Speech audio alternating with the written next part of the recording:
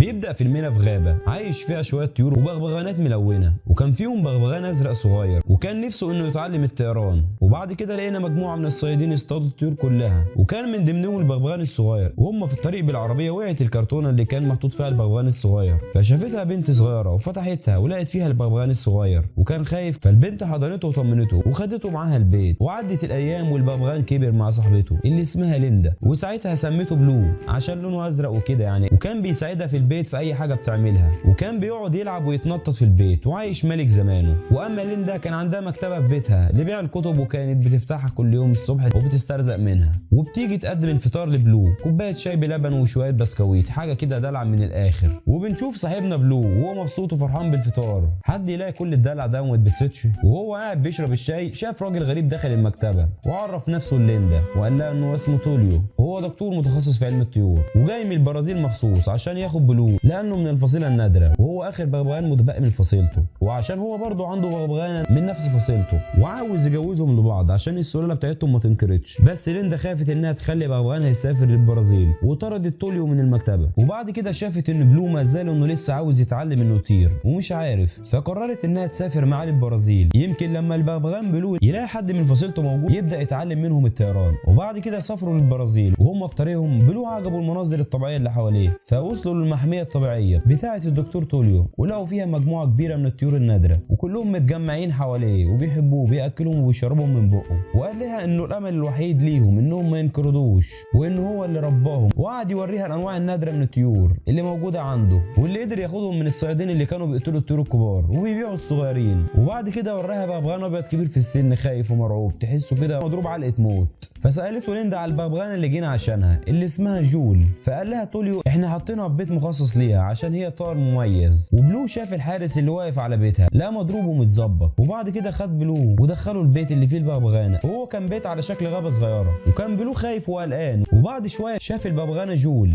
وانبهر جدا بجمالها، بس بعد كده هجمت عليه وافتكرته جاي يأذيها، فحاول انه يتعرف عليها ويعرفها على نفسه، فسابته وطارت ومشي وراها لحد ما هي ورته الشباك اللي حاولت تهرب منه، فقال لها وليه عاوزانا نهرب؟ ما الحياه جميله هاوي الدنيا وردي. وبعد كده هنا عمنا توليو ظبط لهم الاضاءه وشغل لهم اغاني رومانسي وحاجه كده دلع فاخر من الاخر. وبنشوف توليو خرج من اوضه المراقبه هو وليندا، بس كانت ليندا قلقانه وخايفه جدا عليه، فطمنها وقال لها ما تخافيش، الحارس ده واقف مخصوص ليهم ولو في حاجه حصلت هيبلغنا بيها على طول. وبعد ما مشيوا الحارس حس بحاجه غريبه في بيت الطيور، وهو بيفتح الباب لقى البغبغان العجوز في وشه وحاول يطبطب عليه، ولكن البغبغان غفله وهجم عليه وخنقه بمنديل لحد ما اغمى عليه ووقع على الارض، وخد منه المفاتيح وفتح بيهم الباب. وفي الوقت ده بلو كان بيحاول انه ينام، والبغبغانه اللي كانت معاه بتحاول انها تهرب من المكان، وقالت له ليه عايش في قفص مقفول عليا؟ انا عاوزه اكون حره. فرد عليها وقال لها وماله القفص؟ ما هو حلو اهو وفي طعميه سخنه حلوه وبسمسم. فردت عليه وقالت له انت بتفضل تعيش مع انسان على انك تعيش مع حد من نوعك؟ فرد عليها وقال لها ليندا ليها فضل كبير عليا وربته واهتمت بيه لمده 15 سنه، واما اللي من فصيلتي كانت هتخنقني وتموتني في 15 ثانيه. بعد شويه دخل عليهم واحد وخطفهم هما الاثنين. اما ليندا وتوليو كانوا قاعدين بيتعشوا في مطعم ومروين على حالهم، وليندا وافقت على العرض اللي قدمه ليها انه البغبغان يفضل عايش هنا، وسالها على الطائر المفضل ليها. ردت عليه قالت له اكيد طبعا من غير كلام البغبغان الازرق، وقال لها اما انا بتعجبني البوم من القطا. بعد شويه جاله تليفون من المحميه وبيقولوا له ان مجموعه من الطيور اتخطفوا ومن ضمنهم بلو وجول. وبعد ما راحوا هناك ليندا قالت له انت السبب في انهم يتخطفوا. وبعد كده بنروح لبلو وجول وبنلاقيهم موجودين في قفص وبيحاولوا يهربوا ولكن ما قدروش، وقالت جول لبلو يعمل نفسه كانه ميت عشان يعرفوا يهربوا. وبعد شويه ظهر لنا الواد اللي خاطفهم واسمه فرناندو، وواخدهم لواحد اسمه مارسيلو واداله فلوس حقهم، ولكن اتعصب عليه فرناندو علشان اداله نص الفلوس اللي متفقين عليها. وبعد ما مارسيلو فتح عليهم القفص اتفاجئ ولقاهم ميتين، فتعصب على الواد الصغير فقال له انت جايب لي طيور ميته تبيعها لي وبتضحك عليا؟ وبعد كده جول عضته في صباعه وكانت عاوزه تهرب منهم، فيروح يمسكها البغبغان الابيض العجوز ويرجعها للقفص تاني. وهنا بقى عرفنا البغبغان الابيض شغال مع العصابه دي واسمه نايش، وهو اللي كلمهم عن البغبغانات دي وانها هتجيب لهم فلوس كتيره قوي لو باعوها. ودخلهم فرناندو بيت فيه طيور تانيه محبوسين عندهم برضه، وبعد كده خرج من المكان بس زي ما يكون كده حاسس بالذنب من ناحيتهم. اما مارسيلو فامر الخدامين بتوعه يخلوا بالهم من الطيور ويراقبوهم كويس لحد ما ياخدوهم للمطار عشان يبيعوهم. ونروح لجول اللي لسه بتحاول انها تهرب من القفص، وبنلاقي بلو عرف انه يفتح القفص وخرجوا منه. وجول لما جت تهرب ما عرفتش تطير بسبب بلو اللي مربوط فيها بسلسله ولسه ما اتعلمش الطيران. وبعد كده جريوا من العصابه وبنلاقي الخدامين بتوع ومارسيلو بيجروا وراهم وبقوا يتنططوا من سطح للتاني، وحتى البغبغان نايش العجوز اللي كان بيجري وراهم معرفش يجيبهم واستخبوا منه في الغابه. وكان بلو خايف وقلقان جدا لحد ما لقوا عش وقال لها بلو ممكن نقعد فيه لحد الصبح. اما ليندا وتوليو كانوا قاعدين بيدوروا عليهم في الشارع ويوزعوا صور ليهم للناس، وشافهم فرناندو وراح ليهم ووراهم ريشه من بلو وقال لهم انه عارف مكانهم. ومارسيلو لسه مش مصدق ازاي البغبغانات هربت وهم متسلسلين، وقال لرجالته لسه قدامكم شغلانه تانية تعملوها وهي انكم تاخدوا بقيه الطيور للمطار. وقال للبغبغان نايش انه يروح يدور على البغبغانات اللي هربوا. ونرجع لبلو وجول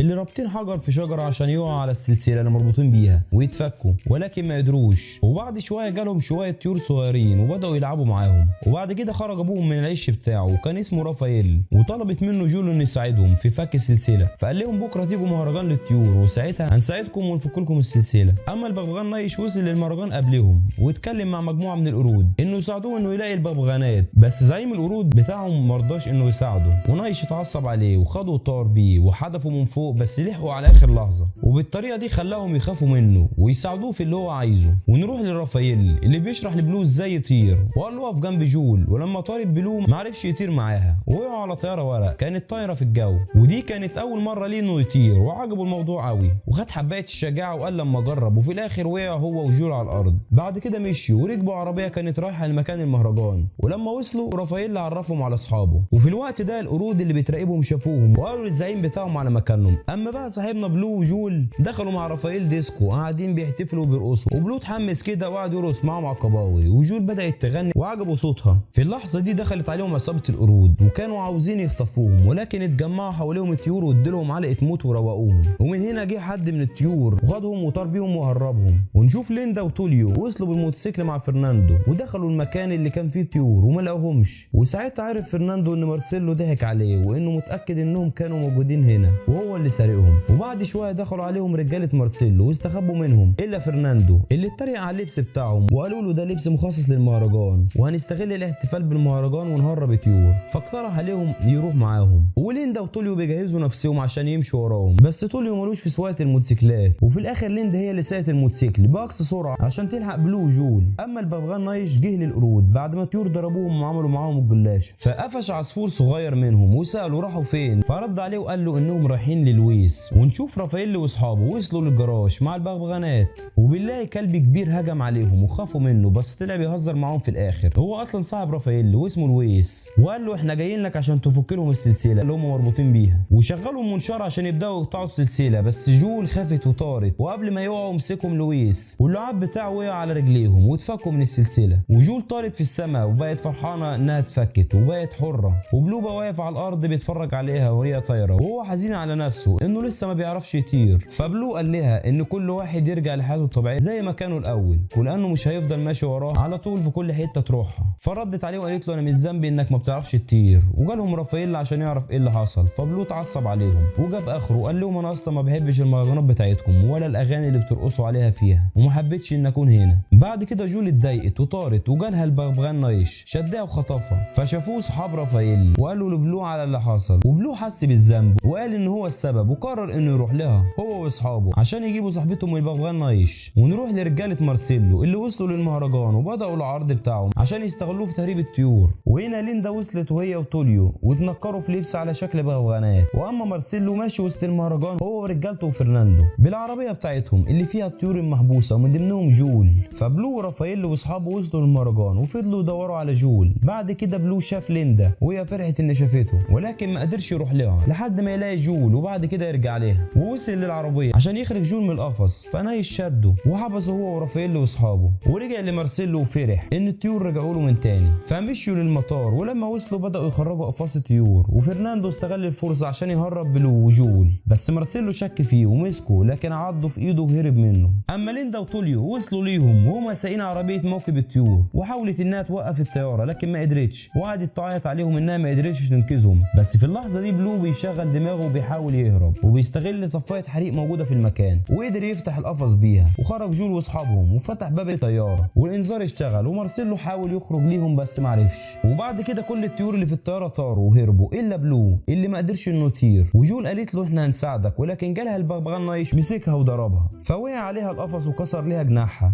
ونايش مسك بلو من رقبته وفضل يعذب فيه لحد ما بلو مسك المشبك بتاع الطفايه وحطه في رجليه وغفله وخلاه طار من الطياره لحد ما دخل في مروحه الطياره وده شملته. وفي الوقت ده مارسيلو حس بالخطر وان الطياره هتقع بيهم، فاخد الباراشوت وهرب بيه واصحابه هربوا معاه، والطياره فاضل لها ثواني وتقع وجول وقعت منها، وبلو بعد كده رمى نفسه وراها عشان ينقذها وشدها وكانوا هيقعوا هما الاتنين في البحر، بس فتح جناحاته كده وقدر يطير لاول مره في حياته. كانت جول فرحانه بيه وفضل طاير لحد ما وصل لليندا وتوليو، وفرحت بيه لما شافته طاير قدامها.